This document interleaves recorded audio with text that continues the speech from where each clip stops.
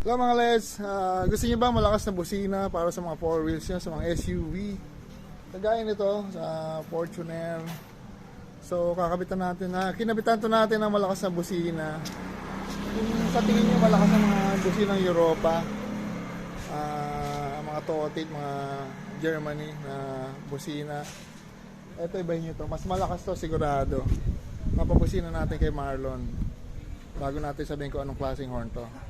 Yan, papubusin na natin kay Marlon.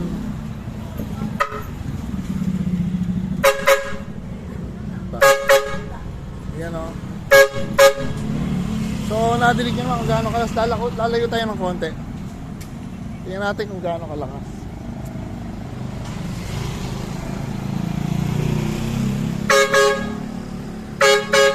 Okay na.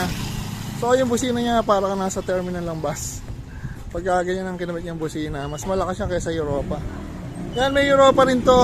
Pag kami nag-install nito, ng busina na to, bago natin reveal kung anong busina to, pag kami nag-install, meron din selector. Kung natin yung may Europa rito, so tumutunog pa rin yan. Tingnan natin. So pag kami nag-install, meron siyang switch sa motors at switch sa ng Europa selector.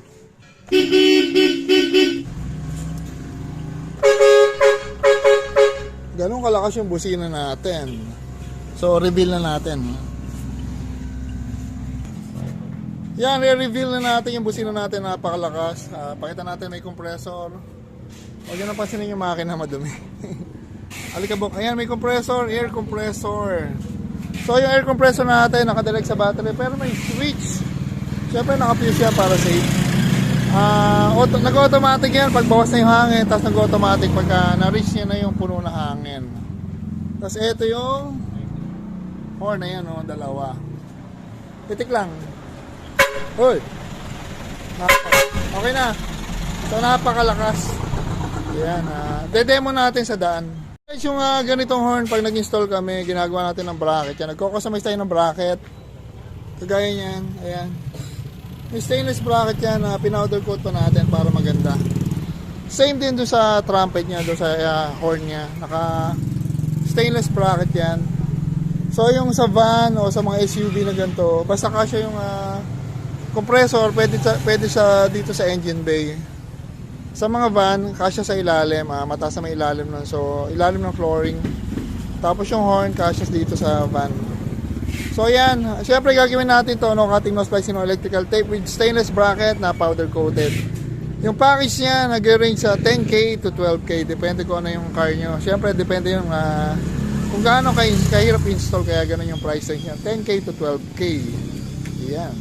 Mga guys, yan demo natin dito tayo sa loob ng car. Kasama ko ang anak ko. Say hello, Nikki. Why like that? Kasama ko. Hello po.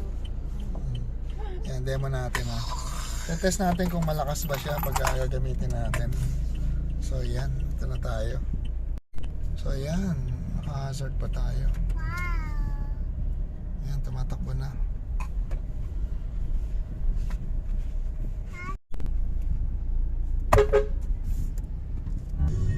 Try natin dito sa mall, parang tunnel dito. Lakas. So mas malakas siya pag naka-open yung window natin. Sarado pa yung window niyan.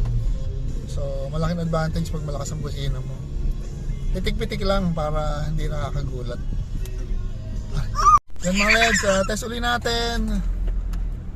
Buksan natin yung window, open yung window. Nandito tayo sa Cabanas, Malolos. Wait lang Ayan, businahin natin. Nadinig yun naman, may echo-echo pa. Ganun siya kalakas. So, yan. Tayo sa MacArthur. So ayan mga guys, pag gusto nyo ng malakas na horn, mag-PM lang kayo sa Facebook page namin. Tapos check natin yung car nyo kung kasya yung horn, yung trumpet, yung compressor. Tapos para na pwede nating installan. Maglaan lang kayo ng mahabang oras.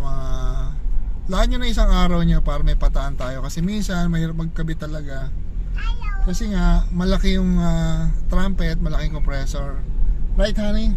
Yes. Oh, you invite them. Install na pa kayo. Ayun. Install na pag kayo. Bye-bye.